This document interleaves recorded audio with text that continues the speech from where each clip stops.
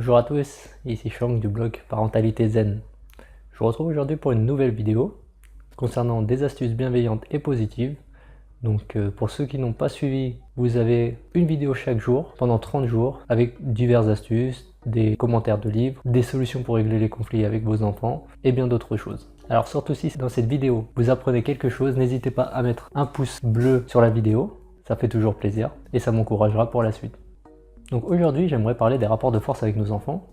Donc qu'est-ce que c'est et est-ce que c'est une bonne ou une mauvaise idée? Donc les rapports de force, souvent ça apparaît quand il y a des crises de colère.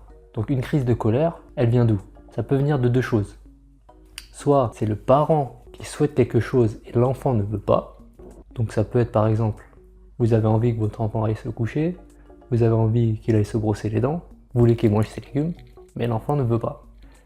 Nous on sait que c'est bien pour lui, donc on va essayer de lui imposer, et là, voilà, il peut y avoir une crise, début de crise ou pas, et ensuite qui va déboucher sur un rapport de force, où on va essayer d'imposer à l'enfant notre choix. Inversement, c'est l'enfant qui peut vouloir quelque chose, et l'adulte qui va vouloir dire non. Donc exemple, vous êtes dans un supermarché, il a vu ce super jouet qu'il veut absolument, et il va vous tanner pour que vous lui achetiez. Bon, vous étiez seulement venu pour acheter des légumes, donc hors de question d'acheter un nouveau jouet. Ou il est déjà tard et il a envie de rester réveillé.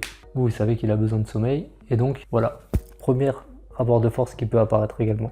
Donc pourquoi ces rapports de force? Lorsqu'il y a une crise de colère finalement, comme on sait ce qui est mieux pour eux, sous prétexte que c'est pour leur bien, on va essayer de leur imposer coûte que coûte. Et souvent ce qui se passe aussi, c'est qu'on se sent supérieur et on a envie d'être écouté tout simplement parce qu'on a l'impression de mieux savoir que l'enfant.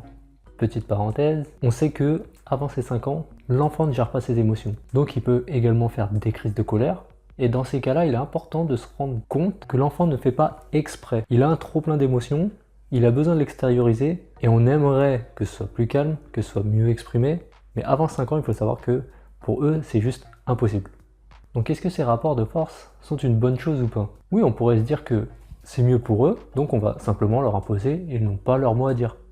Par contre, si on rentre dans ce genre de rapport de force et que chacun rentre en collision avec l'autre, va forcément y avoir un perdant. Donc c'est comme dans une guerre entre deux pays par exemple, où à la fin de la guerre, on signe l'armistice et donc il y a un gagnant, un perdant. Mais en réalité, si on regarde les deux pays, à la fin d'une guerre, souvent on a du mal à savoir qui était vraiment gagnant, tellement les dégâts sont importants des deux côtés.